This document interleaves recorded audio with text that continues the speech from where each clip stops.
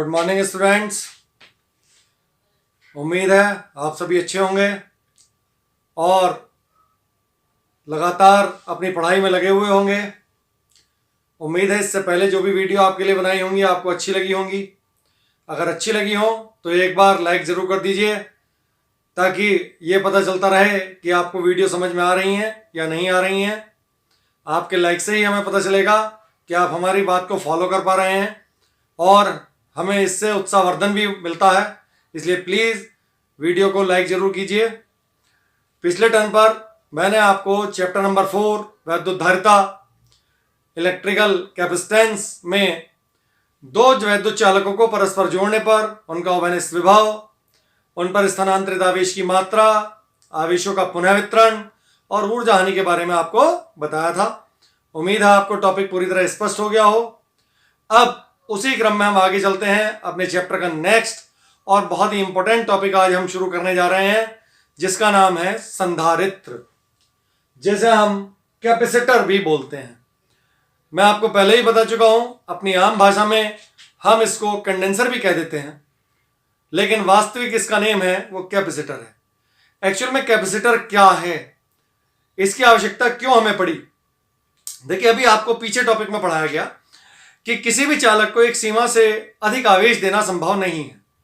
अगर हम उसे एक सीमा से अधिक आवेश देना चाहते हैं तो हमें उसके आकार में वृद्धि करनी पड़ेगी, अर्थात उसका आकार बढ़ाना पड़ेगा।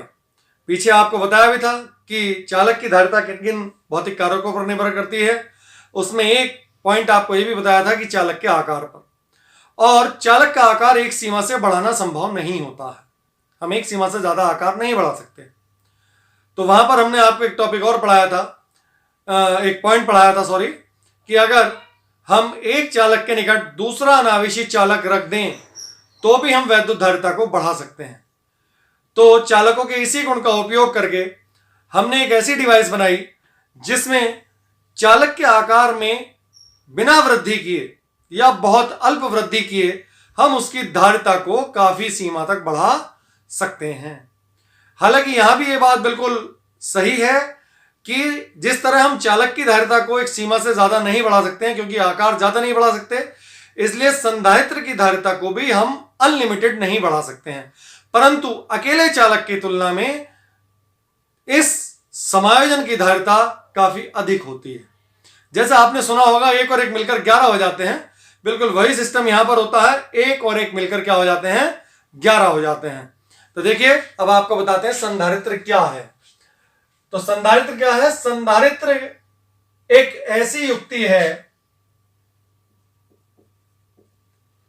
जिसमें चालक के आकार में वृद्धि किए बिना, मेन चीज यहां पर क्या है, चालक के आकार में वृद्धि किए बिना ही हम उस पर पर्याप्त आवेश की मात्रा को संचित कर सकते हैं। अगर हम एक चालक के निकट एक दूसरा चालक रख दें तो इस समायोजन को ही हम क्या कहते हैं, संधारित्र कहते हैं। दोनों चालक समान आकार के हों या अलग अलग आकार के हों, ऐसा भी कोई निश्चित नहीं है। वैसे प्रायोगिक अगर हम देखें तो जो संधारित्र हम बनाते हैं उसमें हम दोनों चालक बिल्कुल एक दूसरे के समरूप ही लेते हैं। हालांकि ये कोई हमारा बिल्कुल एक पर्टिकुलर फिक्स कंक्लूजन नहीं है कि हमें दोनों चालक एक समान आकार के ही लेने चाहिए, लेकिन अगर समान आकार के ही लेते हैं तो ज्यादा बेहतर होता है।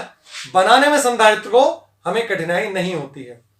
दूसरा कारण यह भी है कि अगर हम एक चालक छोटा और एक चालक बड़ा लेंगे तब भी हमारी धारिता छोटे चालक के अनुरूप ही बढ़ाई जा सकती है। आगे जब हम आपको टॉपिक क्लियर करेंगे तब उसमें हम आपको ये बताएंगे, इसके ऊपर आधारित एक सवाल भी बताएंगे आपको, तब आपको ये क्लियर हो जाएगा। इसलिए एक चालक छोटा और एक बड़ा लेने से कोई हमें लाभ नहीं होता है। दोनों चालक अगर बराबर ही आकार के हों तो ही हमें लाभ होगा। तो इसलिए हम दोनों चालकों को बराबर आकार का ही लेते हैं। लेकिन देखिए, यहां हमने लिखा बिल्कुल स्पष्ट, संधारित्र किसी भी आकार के दो चालकों को, यहां किसी भी आकार के हो सकते हैं, एक बड़ा भी हो सकता है, छोटा भी हो सकता है। आकार का मतलब दोनों संधारित्र के जो चालक हैं वो आयत के आकार के ले सकते हैं, त्रिभुज के आकार के ले सकते हैं, ठीक है, आप डिस्क के आकार के ले सकते हैं। इसलिए हमने लिख दिया किसी भी आकार के दो चालकों को परस्पर निकट रखकर बनाया गया निकाय है। दोनों चालकों पर आवेश समान परिमाण व विपरीत प्रकृति का होता है। देखिए यहां हमने आपको क्या बताया, आकार में वृद्धि किए बिना अगर एक छोटा चालक हमने ले रखा और उसके निकट हम उसी आकार का एक दूसरा छोटा चालक रख दें तो इस निकाय की धारिता उस अकेले चालक की तुलना में काफी अधिक हो जाएगी। लेकिन अगर हम इस छोटे की तुलना में थोड़ा सा आकार और बढ़ा दें, हमने आपको बताया बहुत बड़ा बनाना संभव नहीं होता, लेकिन थोड़ा बहुत आकार हम बढ़ा सकते हैं अपनी सुविधा के अनुसार। तो अगर हम इतने चालक के स्थान पर थोड़ा सा बड़ा या और थोड़ा सा इतना बड़ा ले लें, अब ये बात देखो आप बिल्कुल स्पष्ट तरीके से समझ गए भाई ये तो जाहिर सी बात है, इतना बड़े आकार का चालक संधारित्र लेना यानी कि चालक लेना संभव नहीं होता, क्योंकि अगर हम इतने बड़े आकार का चालक लेंगे तो उसके अनुसार हमें जिस उपकरण में हम उस चालक का प्रयोग कर रहे हैं उसका आकार भी बढ़ाना पड़ेगा। तो जाहिर सी बात है अगर हम इतना बड़ा चालक ले रहे हैं तो उस यंत्र का आकार इससे बड़ा ही हो जाएगा। तो इसलिए संधारित्र हम बहुत छोटे ही आकार के लेते हैं, क्योंकि उन छोटे आकारों के संधारित्र पर भी हम इतना अधिक आवेश संचित कर सकते हैं जितने की हमें आवश्यकता होती है। जैसे उस दिन आपको बताया था हमारे पंखे में ज्यादा से ज्यादा 2 माइक्रोफैराड, और अगर हमारा पेडिस्टल फैन जिसे आप तूफान पंखा कहते हैं उसमें 4 माइक्रोफैराड का संधारित्र, हमारे फ्रिज के कंप्रेसर के साथ भी लगभग 4 माइक्रोफैराड का संधारित्र, कूलर में 4 माइक्रोफैराड का संधारित्र। आप जो स्टार्टर यूज करते हैं, स्टार्टर में आप 10-10 माइक्रोफैराड के 2 संधारित्र यूज कर लेते हैं तो वो पर्याप्त धारिता हमारे लिए हो जाती है। और अगर आप उस संधारित्र का आकार भी देखें तो आप कभी स्टार्टर को खोल के देखिएगा तो ज्यादा से ज्यादा वो संधारित्र आपका इतने बड़े आकार का होता है। मेरे कहने का तात्पर्य यह है कि जितने धारिता के संधारित्र हमें चाहिए वो बहुत बड़े आकार के नहीं होते और हमारा काम उनसे चल जाता है।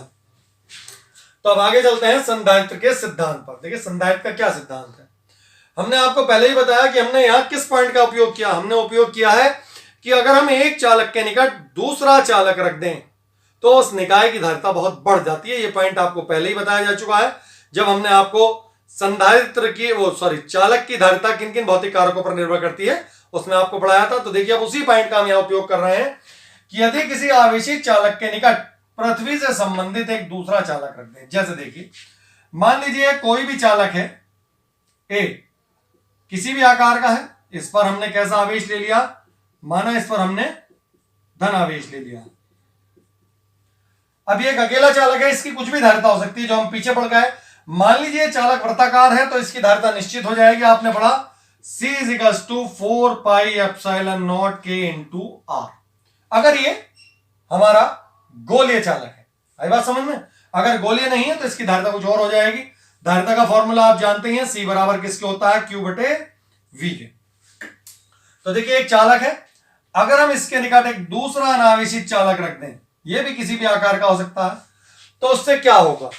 चैप्टर नंबर 1 वैद्युत आवेश में आपने आवेश का एक गुण पढ़ा होगा कि यदि किसी आवेशित चालक के निकट एक दूसरा अनावेशित चालक रख दिया जाए तो इस दोनों चालकों के निकट वाले सिरे पर विपरीत प्रकार का आवेश उत्पन्न हो जाता है और यह घटना कहलाती है वैद्युत प्रेरण, तथा दूसरे वाले सिरे पर ठीक उसी प्रकार का आवेश उत्पन्न हो जाएगा। अब चूंकि ऋण आवेश इस धन आवेश के ज्यादा समीप है इसकी तुलना में, तो इस ऋण आवेश की वजह से इसके विभव में कमी होगी और इस धन आवेश की वजह से इसके विभव में वृद्धि होगी। परंतु चूंकि यह आवेश निकट है तो इसकी वजह से विभव में होने वाली कमी ऋण आवेश की वजह से क्या होगी,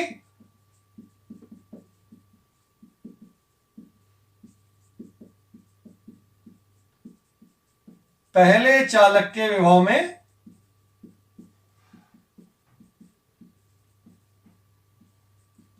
कमी होगी और धन आवेश के कारण क्या होगी, अब आप यहीं से बिल्कुल स्पष्ट समझ सकते हैं, ऋण आवेश के कारण हुई कमी और धन आवेश के कारण हुई विभव में वृद्धि। लेकिन मैंने चूंकि बताया ये जो ऋण आवेश है ये इस आवेश के ज्यादा समीप है, तो यहां जो होने वाली कमी है वो इस वृद्धि की तुलना में ज्यादा होगी। यहां कमी ज्यादा हो जाएगी किससे, वृद्धि से। तो इस चालक का कुल विभव क्या हो जाएगा, कम हो जाएगा। अब यदि हम इस दूसरे चालक को पृथ्वी से और जोड़ दें तो चूंकि आपने पढ़ा है पृथ्वी का विभव क्या होता है, 0 होता है, ठीक, क्योंकि पृथ्वी की धारिता क्या होती है, अनंत, क्योंकि आप फॉर्मूला पढ़ के आए हैं C = 1/V पहले ही सही। तो इसलिए जब हम इस चालक को पृथ्वी से जोड़ देंगे तो ये समस्त धनावेश इस पृथ्वी के इलेक्ट्रॉन द्वारा क्या हो जाएगा, निरावेशित कर दिया जाएगा। तो इस प्रकार इस चालक पर प्रेरण द्वारा केवल ऋण आवेश उत्पन्न रह जाएगा, जो इसके विभव को अब पहले से भी और कम कर देगा। तो यहां पर हमने इसी सिद्धांत का प्रयोग किया है कि यदि हम किसी आवेशित चालक के निकट पृथ्वी से जुड़ा हुआ एक दूसरा चालक रख देते हैं तो वह पहले चालक के विभव को बहुत कम कर देता है, और इस सूत्र के अनुसार उस चालक की धारिता अर्थात उस निकाय की धारिता जिसे हम कह रहे हैं संधारित्र, वह क्या हो जाती है, बढ़ जाती है। अब आगे चलते हैं संधारित्र के प्रकार। तो देखिए रचना के आधार पर संधारित्र कई प्रकार के होते हैं, जैसे समांतर प्लेट संधारित्र। इसमें क्या होता है, जो हम दो चालक ले रहे हैं अर्थात दो चालकों को हम प्लेट के रूप में लेंगे और उन्हें एक दूसरे के समांतर एक दूसरे से कुछ दूरी पर लगा देंगे, तो इसलिए इस संधारित्र का नाम दिया गया है समांतर प्लेट संधारित्र। इसी प्रकार गोलीय संधारित्र, इसमें दो संकेंद्री खोखले गोले हम लेते हैं, इसलिए इसका नाम रख दिया गया है गोलीय संधारित्र। बेलनाकार संधारित्र, इसमें जो दो चालक प्लेटें ली जाएंगी वो एक दूसरे वो बेलन के आकार ली जाएंगी, समअक्षीय होंगी और उनके बीच में कुछ ना कुछ रिक्त स्थान अवश्य होगा। इसी प्रकार वैद्युत अपघट्य संधारित्र, इस संधारित्र में आप प्लेटों के बीच जो परावैद्युत पदार्थ या परावैद्युत माध्यम भर रहे हैं वो कोई ना कोई वैद्युत अपघट्य होता है, इसलिए इसका नाम दे दिया गया वैद्युत अपघट्य संधारित्र। परिवर्ती संधारित्र, परिवर्ती संधारित्र में क्या होता है कि इसमें हम कुछ ऐसा समायोजन करते हैं कि दोनों प्लेटों के जो क्षेत्रफल है, जिसे प्रभावी क्षेत्रफल कहना चाहिए, वो परस्पर हम बदल सकते हैं। जैसे मान लीजिए एक प्लेट है, मैं दूसरी प्लेटों को अगर इसके अंदर इंसर्ट करता चला जाऊं, प्रवेश कराता चला जाऊं, तो इनका प्रभावी क्षेत्रफल देखिए। अब प्रभावी क्षेत्रफल से आप क्या समझते हैं, जैसे इस प्लेट का क्षेत्रफल ए है और इस प्लेट का क्षेत्रफल भी ए है, लेकिन अब जब मैंने ये प्लेट इन प्लेटों के बीच में प्रवेश करानी प्रारंभ कर दी तो अभी इन प्लेटों का पूरा ये क्षेत्रफल इन प्लेटों के बीच में प्रवेश नहीं कर पाया। लगभग मान लीजिए 1/3 या आधा क्षेत्रफल प्रवेश कर रहा है, तो इस समय इन प्लेटों का प्रभावी क्षेत्रफल, अगर आधा प्लेट पहली प्लेटों के बीच में प्रवेश कर चुकी हैं तो इस समय प्रभावी क्षेत्रफल a/2 होगा। यदि हम पूरी तरह से इन प्लेटों को परस्पर एक दूसरे के बीच में प्रवेश करा देते हैं तो इस समय अब इनका प्रभावी क्षेत्रफल कितना माना जाएगा, a माना जाएगा। ठीक है, तो इस प्रकार हम प्लेटों के प्रभावी क्षेत्रफल को बदलकर भी संधारित्र की धारिता को बदल सकते हैं, तो इसीलिए इसको क्या कहा जाता है, परिवर्ती संधारित्र कहा जाता है। लेकिन यहां पर हम मुख्यतः दो ही प्रकार के संधारित्र अपने सिलेबस में पढ़ेंगे। पहला है समांतर प्लेट संधारित्र और दूसरा है हमारा गोलीय संधारित्र। तो अब बात करते हैं समांतर प्लेट संधारित्र की। जैसा कि आपको पहले ही बताया था क्या होता है समांतर प्लेट संधारित्र, इसे क्यों कहते हैं समांतर प्लेट संधारित्र, क्योंकि इसमें धातु की दो बिल्कुल समरूप प्लेटें एक दूसरे से कुछ दूरी पर दो विद्युत रोधी स्टैंडों पर परस्पर एक दूसरे के समांतर लगा दी जाती हैं, इसलिए इसको क्या कहा गया है, समांतर प्लेट संधारित्र कहा जाता है। इसमें से एक प्लेट जिसको हमने x नाम दिया है, दूसरी प्लेट जिसको हमने y नाम दिया है। माना x प्लेट को हमने चालक तार द्वारा एक +q आवेश के स्रोत से जोड़ दिया है, ठीक, और दूसरी प्लेट y को हमने एक चालक तार द्वारा पृथ्वी से जोड़ दिया है। क्यों जोड़ दिया है, जो हम आपको पहले बता के आ रहे हैं कि अगर हम इसको पृथ्वी से नहीं जोड़ेंगे तो इसके विभव में कमी हो जाएगी, परंतु वह कमी ज्यादा नहीं होगी। लेकिन अगर हम इसको पृथ्वी से जोड़ देंगे तो ये जो सारा धन आवेश यहां पर इकट्ठा हुआ था वो पृथ्वी के इलेक्ट्रॉनों द्वारा निरावेशित हो जाएगा और अब यहां पर प्रेरण द्वारा केवल ऋण आवेश रह जाएगा, जिससे कि इसके विभव में और ज्यादा कमी हो जाएगी। तो इसलिए हमने दूसरी प्लेट को कहां से जोड़ दिया, पृथ्वी से जोड़ दिया है। अब जब हम इसकी पहली प्लेट को धन आवेश स्रोत से जोड़ते हैं तो वह आवेश इस चालक प्लेट पर बिल्कुल समान रूप से फैल जाता है और प्रेरण द्वारा सामने वाली प्लेट पर आंतरिक भाग पर उतना ही ऋणावेश और बाहर वाले हिस्से पर उतना ही धनावेश उत्पन्न हो जाएगा।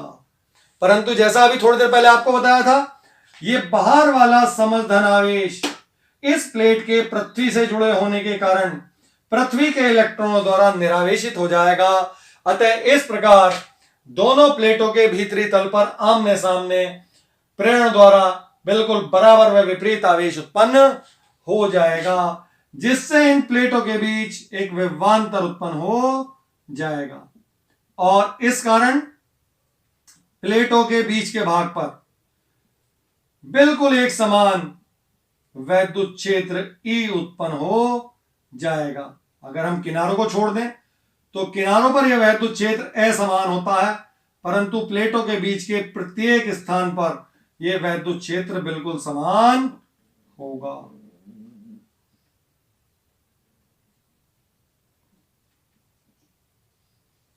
ठीक है, अब हम आगे चलते हैं।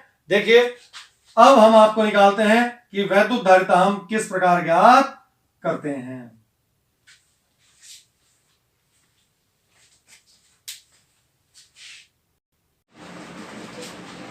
तो देखिए स्टूडेंट्स, अब हम समांतर प्लेट संधारित्र की धारिता के सूत्र का निगमन करने जा रहे हैं।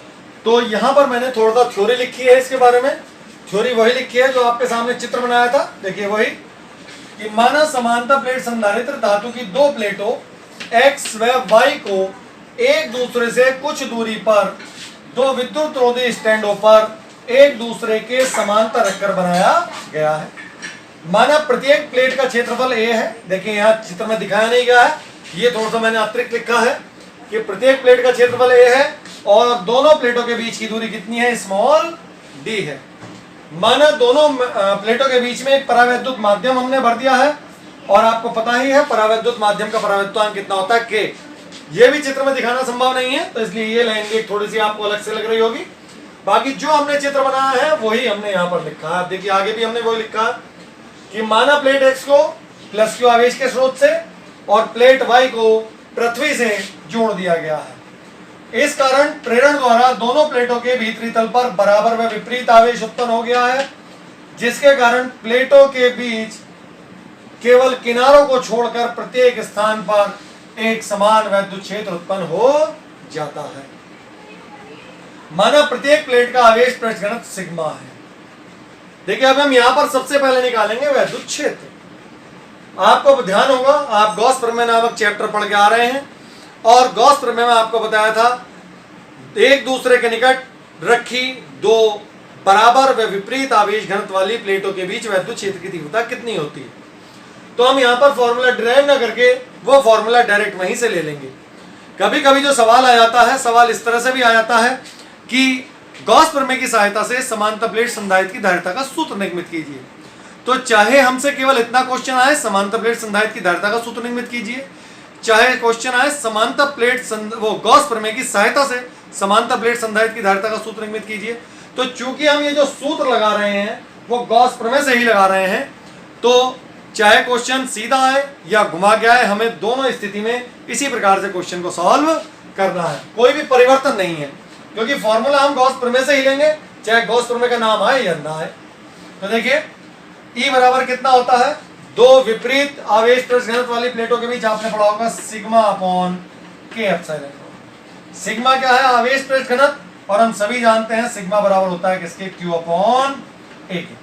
तो हमने यहाँ सिग्मा का मान रख दिया sorry Q upon K epsilon not A, ये आ गई हमारी समीकरण नंबर A। अब हमने यहाँ पर E क्यों निकाला, क्या कारण है E निकालने का। देखिए धारिता का फॉर्मूला आपने पढ़ा C बराबर Q बटे V, और हम जानते हैं वैद्युत क्षेत्र की तीव्रता और प्लेटों के बीच विभवांतर में एक संबंध होता है जिसे हम विभव प्रवणता के सूत्र से निकाल सकते हैं। सीधा सा सूत्र है E बराबर V बटे D, क्योंकि D यहाँ ऑलरेडी मौजूद है।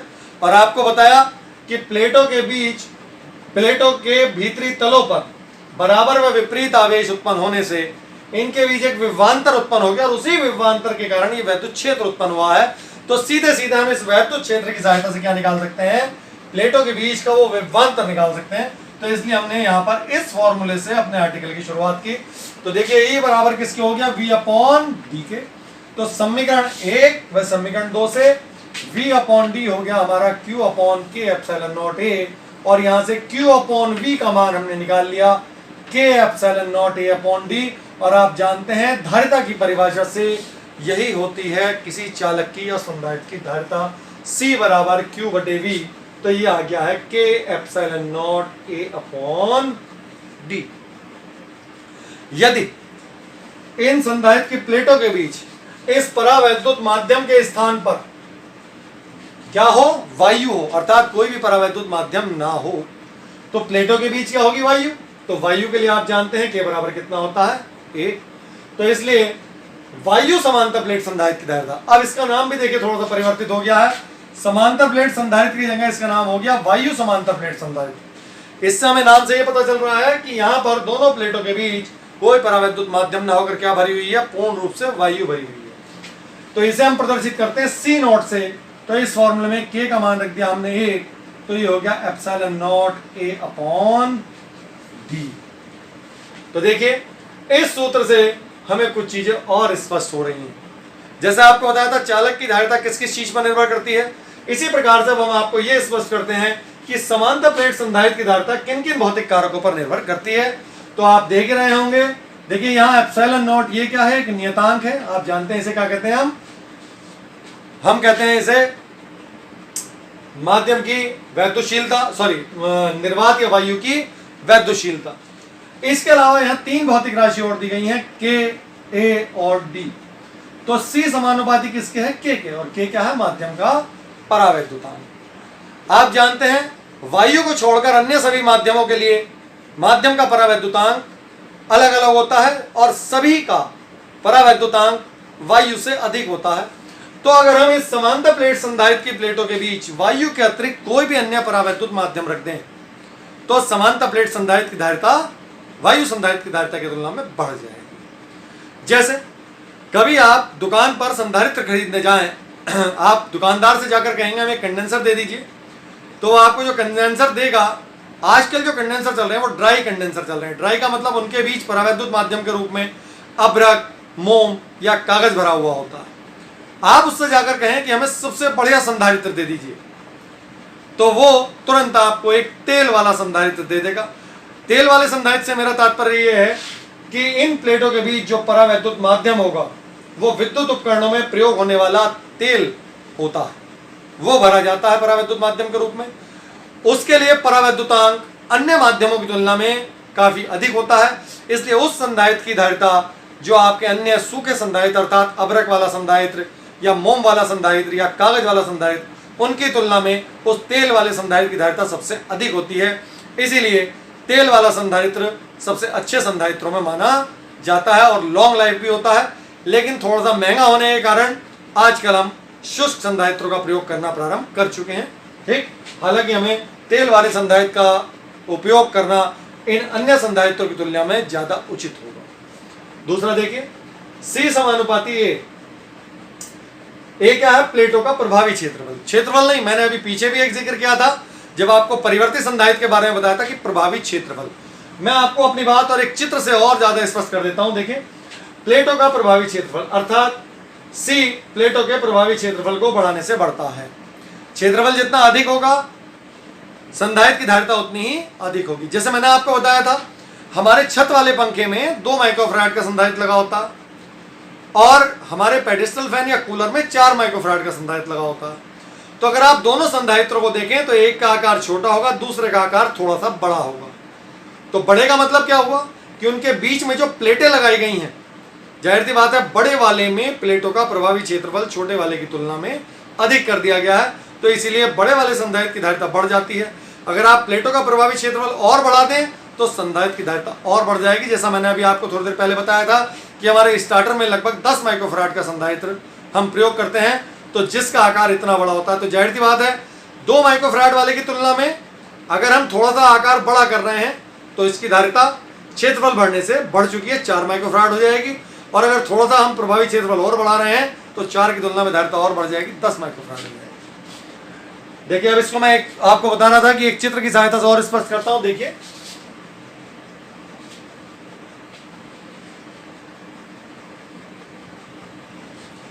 जैसे ये एक चित्र मैं आपके सामने बना रहा हूं। इस प्लेट का क्षेत्रफल है A1, इस प्लेट का क्षेत्रफल है A2, दोनों प्लेटों के बीच की दूरी है D, ये एक समांतर प्लेट संधारित्र है। तो इसकी धारिता क्या होगी?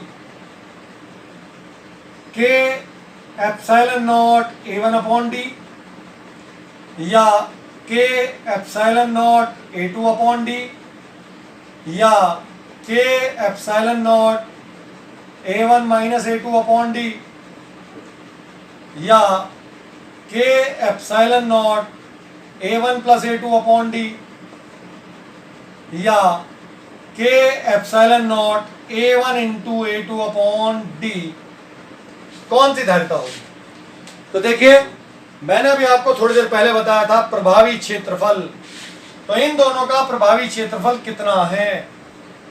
प्रभावी क्षेत्रफल ये होगा,